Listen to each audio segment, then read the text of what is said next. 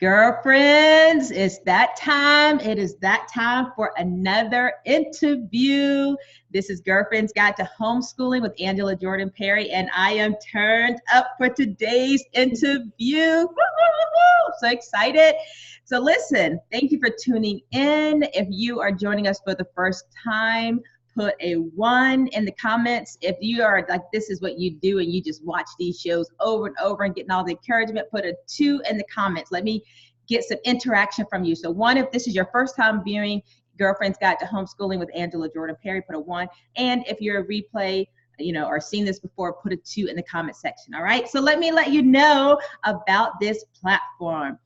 This platform is to give voice to those of the homeschooling African diaspora, those who are homeschooling, and also, in preparation for those who are considering homeschooling. But this is to say hashtag we homeschool too. And we are doing well. Our kids are thriving. We are educating our own. We are making it happen. We're taking this in our hands, which we have the God-given gift to do and educate our own children. This is to bring you encouragement, insight, to resources, wisdom, and just hear from homeschooling families all across the world to share their journey and their story just for you. That's the purpose. So I'm Angela Jordan Perry. My purpose-driven life is to make a positive impact on thousands of homeschoolers worldwide. And I'm so excited that that is actually happening, right? So I too am a homeschooling mom of 8 children, 3 of whom I've graduated all the way through homeschool. I've been homeschooling for 19 years, 5 of whom I'm still homeschooling. I'm in the thick of it still today. And so in the state of South Carolina, where my family and I make our homestead, we have a little farm out here in the mountains of the state of South Carolina. I give families legal status to homeschool in South Carolina. So if any of you in South Carolina, hit me up and I can get you going there. So that's what I do, give families legal status to homeschool. I help them along their way. I have this platform, Girlfriends Guide to Homeschooling.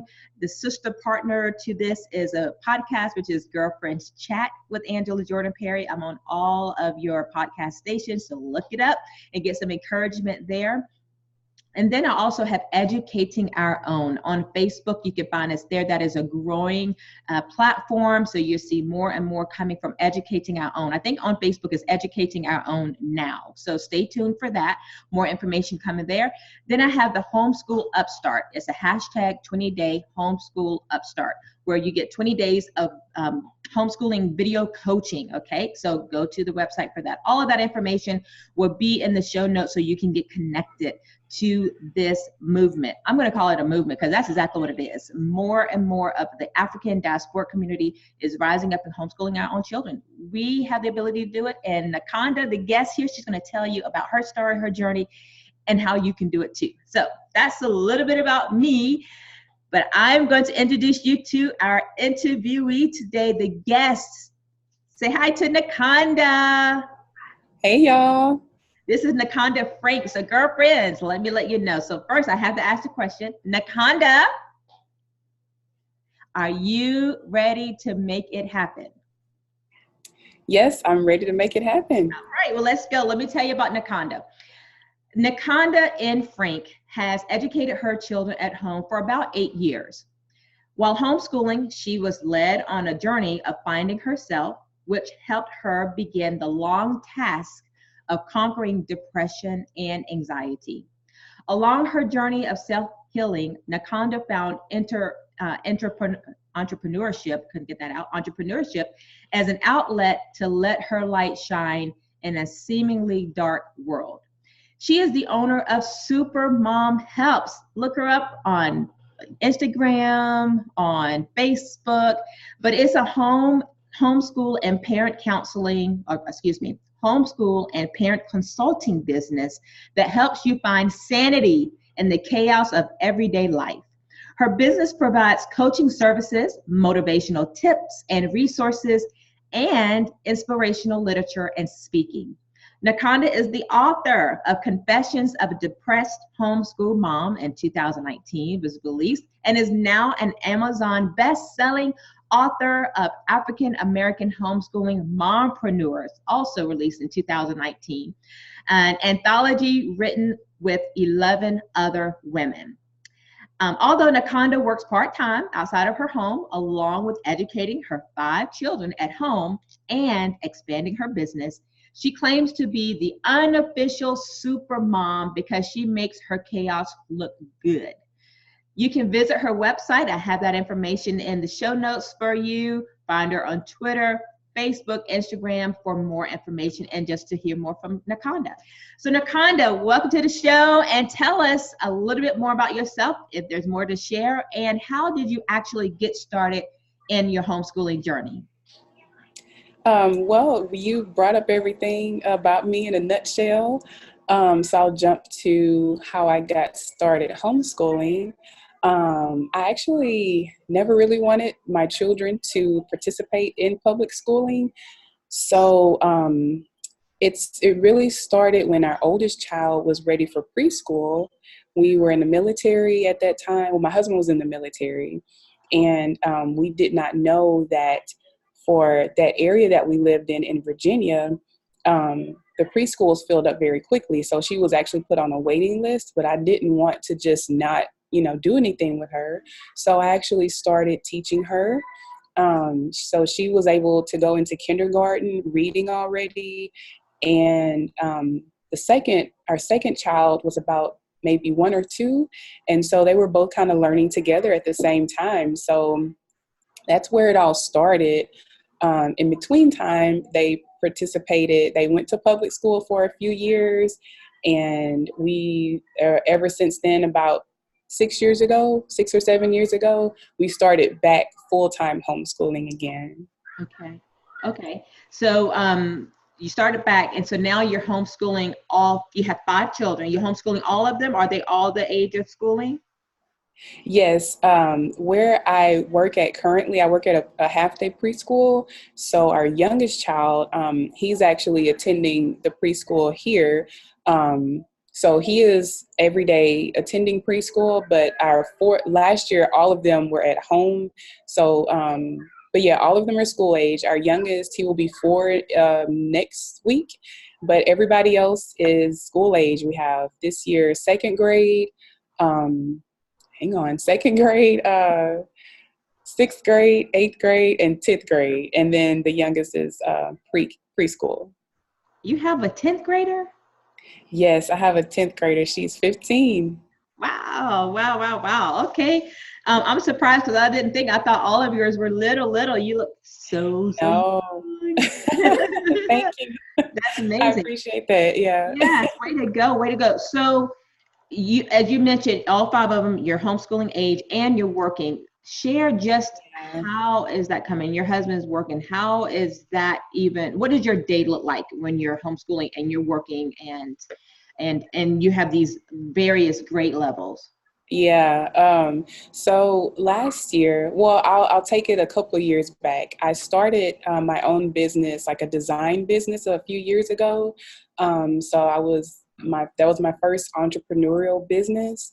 With that kind of got my feet wet with working in homeschooling.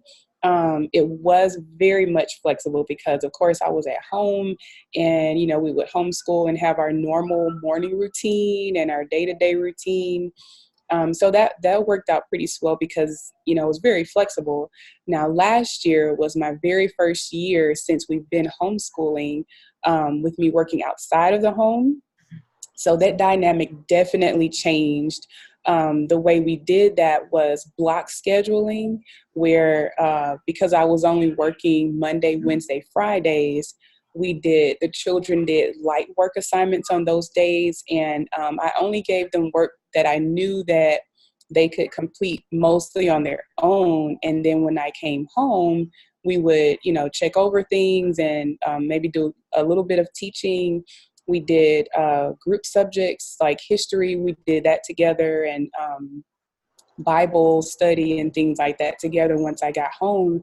And on Tuesdays and Thursdays when I was off, then those were the full days where I was completely lecturing and completely teaching, and we worked together.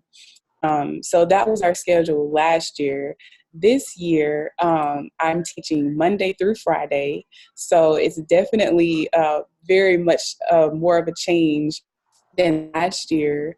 So what we're doing is they are still completing more independent work. So Mondays, I will start them with assignments, sort of like a review from last week. And then when I come home, then we'll, do our group discussions, or we'll go over what they did during the daytime. And it lingers a little bit longer. And it's a lot to get used to for them, because by the time I get home, they're kind of ready to be done with school. Mm-hmm. But that's just how we're working it.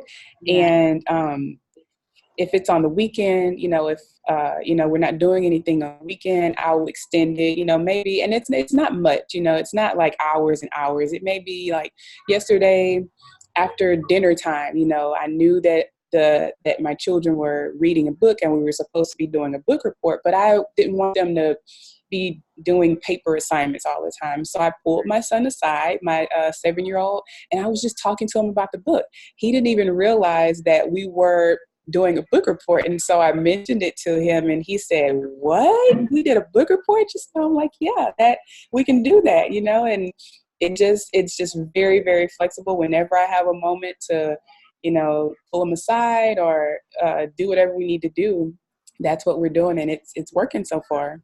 Beautiful, beautiful. So take us back to when you first started.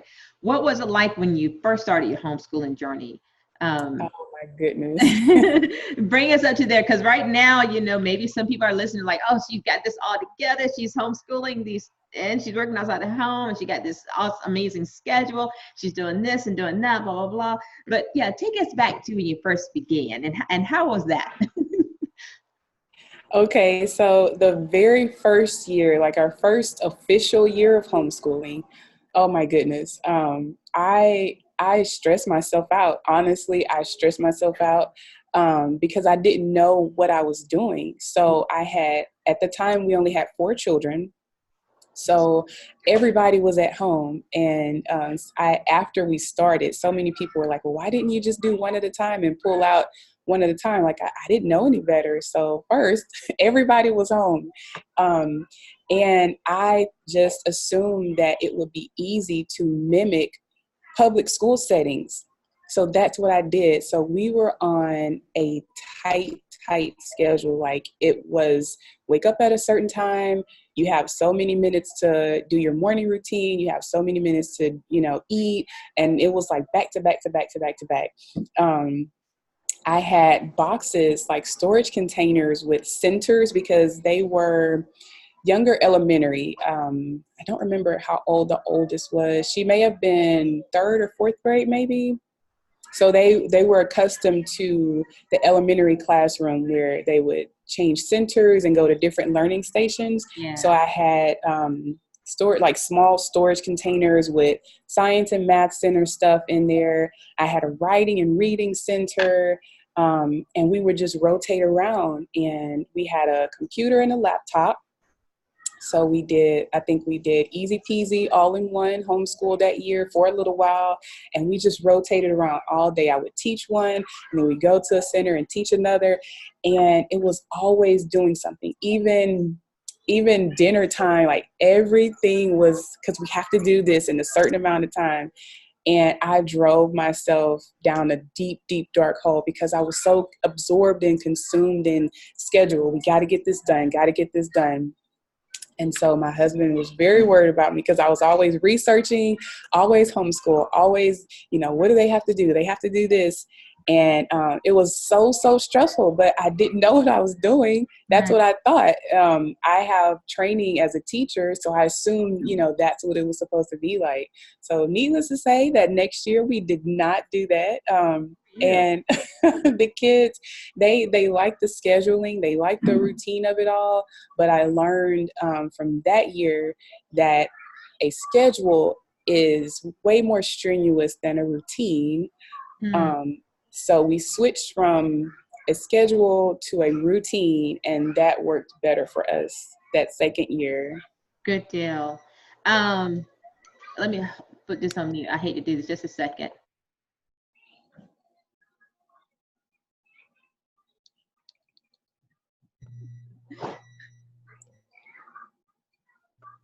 Thank you. Sorry, everyone. So No problem. we're on a strict routine. Where our routine is that we set the timer for things, and now it's time to shift gears. Right. Timer on. So anyway, I had to have somebody come and turn off the timer. But so you said that a schedule is more. Say that phrase that you said real quick, because that timer, my timer, interrupted my focusing on you. You said, tell us the difference between the schedule and the routine. Right. So, in my opinion, a schedule is what we did that first year. I had everything written down, like we had, 30 minutes to do this and 45 minutes to that. It was down to the T, everything was in between certain times. So a routine is more like a list. After we eat breakfast, then we're going to do circle time. After circle time, we're going to, do math and spend maybe 30 minutes on math. And so it's not 8:30 to 9:30, eat. 9:35 to, that was our first year, like down to the minute. Everything was planned out. So we switched to a routine. It gave us a little bit more flexibility. Yeah. Because if I wasn't having a good day, or if one of the kids were sick, I knew that, if we missed doing this chunk of whatever we needed to do, then, we could push it back and still complete everything without looking at the clock all the time. We were always looking at the clock. So that's what, in my opinion, that would be the difference between scheduling and creating a routine. Yeah, I got you. I follow you completely. And I think when you're first getting started, what you describe is it is very stressful if you're like, to the minute, gotta do this. And then you go to the other end where I've been too, where it's like, there's a routine. There's nothing, this is what we're going to do, and this is how we're going to flow. But then also once, having schooled 8 children at this one time, I had to mash these two together, but give myself a lot of flexibility to move to go out of the schedule. Right. So if I'm supposed to be done at 8:30, but if I'm not done until 8:40, or we're not done until, whatever, but at least we all know where we're headed from minute to minute. Right, exactly. And an hour on math, and then I'm like, dude, that just blew all the other things out of the water that I was done. So it's like marrying together the two at some point, where you have an idea in order, but you have the freedom not to get yourself anally stressed out because you went over 2 minutes. Exactly. So anyway, girlfriends, I just wanted to tell you, it's possible to bring it together, marry the two, and bring some harmony as you need it.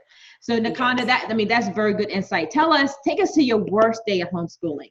So as it seemed like you're a type A personality, you go and you have these things in order, you know what you want to do, you're researching, you're going to do it just right. And I'm very much an A type personality too, very much to the T. And so with that comes the possibility of a lot of worst days. So anyway, take us to your worst day of homeschooling, where it was so bad, you just thought, forget this, I'm done, I'm not cut out for this, these kids are going back to school, someone else going to teach them, I'm not going to do it. Take us to that day. Oh, goodness. But you didn't quit. And so that's why you're right. amazing homeschool mom you are today. But you did think about it. Tell us about that. Yeah. We have had so many of those days. In fact, yesterday was one of those days. 8-year veteran. I want to quit day. I want to quit. I'm like, okay, they've got to do some online something where I'm not having to deal with them. But I can't remember the worst day. But I will say, on bad days, it's usually where the children are just not grasping concepts. They're not understanding anything. The schedule goes out the door. The routine goes out the door. It's like those days where it's like you look at the calendar and you're expecting to see that there's a full moon somewhere on the calendar. It's close. It's this Friday, just to let you know. So maybe that's why everybody. I know. I watch out for it. But yeah, usually my bad days are when I'm coming home or I'm tired or not feeling well, and the kids, their brains are just not working. Like, they have those days, but you don't want it to coincide when you have bad days, and it just kind of amplifies everything. Usually those are the days where I'm totally rethinking. Like if I'm having a bad day and they're having a bad day, it's horrible because you don't want to just be nagging and fussing, and you just want to throw everything out the window and say, hey, I'm going to enroll y'all in public school tomorrow. I'm sorry, but that's just what's going to happen. But then, that it's going to be better the next day. So you try to keep yourself motivated, but those days are definitely hard when they come. Yeah. And so what did you learn from that just yesterday? I mean, what's the learning lesson that you can share with the girlfriends? It's going to come. And so it's going to come. You're not going to have good days. I think the main thing that I learned a few years ago, the biggest lesson that I have learned is from that first year or two of homeschool, where I was doing all the research and following these blogs on social media. And I was seeing like how these moms were just, perfect classroom, it was everybody had a desk and they had the pictures on the wall and it was just so perfect. And they had everything lined up and the kids were learning. And I learned then that homeschooling does not look like that. Like these people who are blogging are showing you the good stuff. They're not telling you about, oh, my daughter, she had a stomach virus today. And even though I'm posting this picture of her doing her work, she was over the toilet all morning and I'm in my pajamas all day and everybody's sick, and they're not showing you that. that's right. So I learned that every family is different and every homeschool is different. Yes. And the biggest thing over the years, another biggest thing that I learned is that as I have my bad days when I'm stressed and I'm feeling anxious and just not, my true self, I was giving that energy to my children. So I had to really take a step back and realize that when I was, even if it was like a day where I had a headache or something, and I don't want to be bothered with the kids that day, so I'm going to be angry, like, why are you not understanding this? Why are you not getting this concept? And it's not even their fault. Right. So now I know, if I'm like last night, it was just a super long day at work and I was tired because I'm, working and trying to build my business and then dealing with kids and everything that we do. And I was exhausted. And so I didn't really feel like dealing with kids if I had to repeat myself and, re-explain things. And I'm having to take a step back and take a deep breath and say, okay, it's not their fault. Let me, kids, give me 5 minutes, give me 10 minutes, because I don't want to fuss at y'all. And I'll tell them, I'm saying, I don't want to fuss at y'all. I don't want to, be upset right now. And I don't want y'all to get that. So I'm going to go take a break, and when I come back, we're going to do A, B, C, D, whatever is planned to do. Yeah. And since I've been open with them about me not wanting to fuss, they kind of, if I say I don't want to fuss at y'all, their ears seem to open up and perk up because they don't want to hear me fuss. Right. Listen. That's like heads up is coming, so I need you all to come. Yeah. If you don't want mommy to fuss, then, give me a few minutes and then we'll come back and revisit it. Beautiful, beautiful. Now take us contrastly from your worst day to your proudest moment in homeschool, where, everything was in such a way where you thought, this right here is why I do what I do. And this right here is why I will not put them in public school for these moments right here. Take us to that proudest moment of homeschool for you and your family. Okay. Proudest moment, I think, was definitely witnessing the children learning to read. I think it was our son. He will be our 7-year-old son. He will be the only kid that we have that will have never been in any form of schooling, including daycare and things like that. He's never had any formal education outside of the home. I've taught our older 3 daughters to read, but they were in school. So it was like between us and the teachers working with them as well. But when I witnessed him, and I'm about to get teary-eyed now, just witnessing him be so excited and joyful because he is like, Mom, I read this. I'm like, oh my gosh, like I think we were crying and we're like, we taught him how to read. Like we did that. It wasn't a teacher. It wasn't him having to repeat words and do sight words. It was like we taught him the phonics. We taught him the letters. We taught him uppercase, lowercase. We taught him the pause after the word. Like he reading a book, like we did that. Right. And oh my gosh, it was just so astounding, to know that we were 100% responsible for that. And that was so far the proudest moment that we have had as homeschoolers. And I will say along with that, the same kid, he has a late birthday. So he is in second grade right now, but I think for us it's second grade. He's between second and third grade. But if he were in public school, he would be behind a year, of course, because his birthday is in December. Right. So it makes me even more proud to know that he's not stuck in this box where he has so much potential. Where right now he's reading like probably a 5th or 6th grade level. But if he were in public school, he would be put in this box. You can only read these books and you're only in this part of the grade and you can't move any further and your birthday is late. So you're really, a little bit behind where you should be. And, all the rigmarole that goes along with that. And that's something else that makes us proud as well, because we're able to allow him to learn what his brain can take and not just what he's supposed to learn at this age, at this time. Yes. I love that. And just so you know, NaConda is located out of Florida. So if in you Texas. Texas. Okay, you're Texas. I'm sorry. She's located out of Texas. So if you are wanting to connect and know more, Texas is a great state to homeschool in. I mean, it's excellent from what I understand. It's a great state to homeschool in. Girlfriends, you all take a moment and hit the share button and get this out to your friends and to other people. You just never know who is considering homeschooling and concerned and worried they can't do it, and all of these lies they are allowing themselves to agree with and to operate with.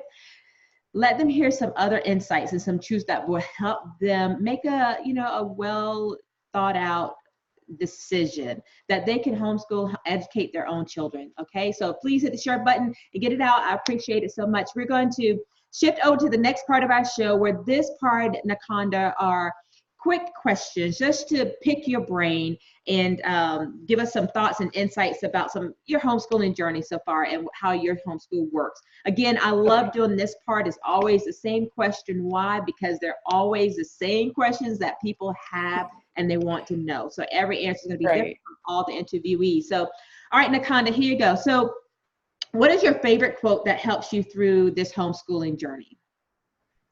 Favorite quote is maybe a little bit kiddie, but from the Finding Dory and Finding Nemo series, when Dory says, just keep swimming, just keep swimming.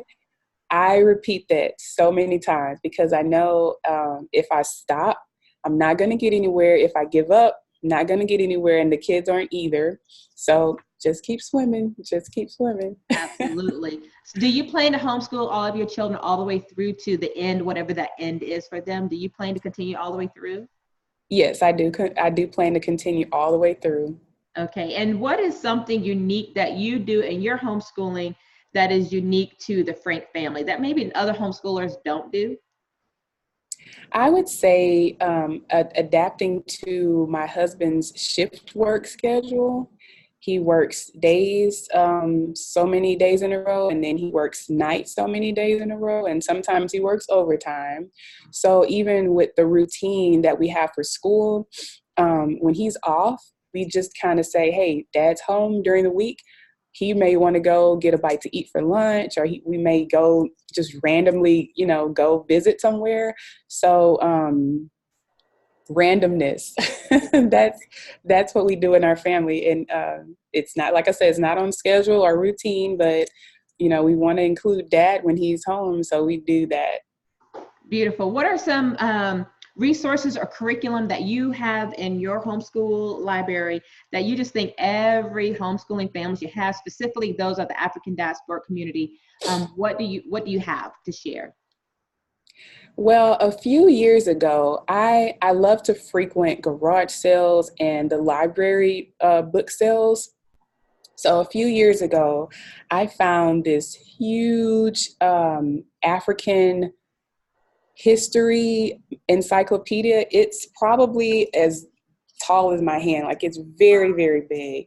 And it's not, I think it ends, it's kind of like everything that has been done in African American history. I think it ends in, because it's an older book, I think it ends in like the 1980s or early 1990s, but still it's just so much information. And so days when I may not be feeling well, or I need the kids to read something, or, doing copy work, I will send them to that encyclopedia thinking they're not really interested in it, but they end up looking through it, and they may, sometimes they actually search for something, or like a subject, or like an exploration, or like an experiment, or a scientist or something like that they're interested in. Yeah. And over the years, they've actually, like, instead of me saying copy a page from this book or read this page in the book, they go through and they search it and they find it. So I wrote the name of the book down, but I forgot it, but it's like a huge African American encyclopedia. So definitely, if you can find something like that includes as much of our history as possible, because a lot of the books that we purchase or check out at the library don't include everything. Like, they include the main headliners, that we are always seeing every year. But this one has like lot of historical references and just like everything in it. Beautiful. Wow. Okay. So you just had to tell us what that is, and I will add it to the show notes. So if anyone's interested in checking it out or seeing if it still exists or in print or something, then they can, plan to get that. So tell us, what is the best piece of advice that you have received, NaConda, on your homeschooling journey? Best piece of advice is, I would say, take it one day at a time. And it sounds so generic, but for homeschooling, every day is different, especially with multiple children, having multiple children at home. Some days, you're dealing with mood swings for one, and some days, another kid may not be feeling well. Some days you may have everything planned out, but the weather may be bad and it may damper your field trip plans. So you just have to adapt to it and make every day count, even though it may not be what you have planned, but just take it and roll with it, and still take heart in knowing that you're creating these experiences with your child or your children, and you just want to make the most of it. Absolutely. Beautiful and well said. Absolutely. Well, all right, NaConda, here's the last question. This is the $1 million question. Are you ready? Okay. So NaConda, if you had to start all over again to day one, but you have your current wisdom, insights, experiences that you have now, you had to start all over again, what would be something that you would definitely change in your homeschooling journey, or be sure to implement this time around? Let's see. I would definitely X out scheduling, completely scheduling, and do a routine, and also know that my children learn differently. So I've learned that over the years, and how to cater what they learn to how they learn, versus only learning what this person says we should learn, or this curriculum says we should learn. I think that's a big take that I would implement when I began. Yeah, very good. Absolutely. That's good idea, and how to start all over again. So any last words of advice, NaConda, and anything that you want to share with the girlfriends? And also let us know what you have your hands in that we can come around you and support you and get involved in what you are already doing for the homeschooling community. Okay. Last words of advice I would say is, this is something that I get from clients that I have. You can work and homeschool. I had a client recently that she was considering homeschooling her child. Her and her husband both work, and she thought that one of them was going to have to quit their job, and they needed both incomes. And once I shared with her that you can work and homeschool, she was very, very happy about that. So that's a big piece of advice that I would like to leave. If you are truly, if it's truly in your heart that you want to educate your children at home, but you need to work, know that it's definitely doable. Don't be disheartened by that. And I would say, as far as keeping up with me, I am going on tour to spread the word locally and in the Texas area, Southeast Texas that I'm in, about how to get started homeschooling. So I have a seminar that a lot of people request, Homeschool 101, How Do I Start? And I also have a workshop about how to create your own curriculum for free. So those are the two that I go on tour. I will be in Beaumont, Texas this weekend, giving that workshop and the seminar. And if you just want to keep tabs on me, you can follow me on social media on Facebook, Supermom Helps page, and it's also Supermom Helps for Instagram and Twitter. Let's see, what else? Oh, the African American Homeschool Mompreneurs book is still up for sale. You can find that on Amazon, and African American Homeschool Mompreneurs.com to purchase a printed copy of that book, as well as my first book that I wrote this year, Confessions of a Depressed Homeschool Mom. I got a lot of positive feedback with that, which I wasn't expecting. I was kind of afraid to release that, but I'm actually going to re-release it towards the end of the year, just adding a little bit more content to it that I was afraid to add to the book when I first released it. So I will be re-releasing that towards the end of the year. So y'all can look forward to supporting me with that. Yeah. Well, I will do an injustice because if we don't talk a little bit about the depression and homeschooling. So girlfriends, here's a caveat. You catching some nuggets at the end of the show. And this is a big part of what we need to talk about. So I just need you to just share just a little bit about that. Maybe we'll talk more about it in the actual podcast interview too, but just share a little bit about this depression and homeschooling and what that looked like, and anxiety and stress that you have shared with me that you walked through along your homeschooling journey. Right. So that my walk with depression and anxiety actually started before we started home educating our children. And it was pretty dark for me. I shared something with my husband the other day, and he didn't even know about it because I never shared it with anybody. And I wore a mask that people from the outside looking in, like, especially when I came out with the book, so many people came up to me and they were like, I did not know that you were going through that. Yeah. Because that's just the face that I wore. I was smiling and friendly on the outside, but then behind closed doors, I was like not wanting to be social. I didn't want to smile. I didn't want to be around anybody.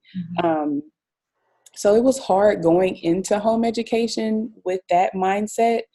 But I truly believe that educating our children at home allowed me to open up with them about how I was really feeling, and just being able to spend that time with them every day. It kind of helped me to open up a little bit more, because some of my anxieties came from knowing that they were at school. One of my children was experiencing bullying at school. Another one was having a little bit of a struggle socially.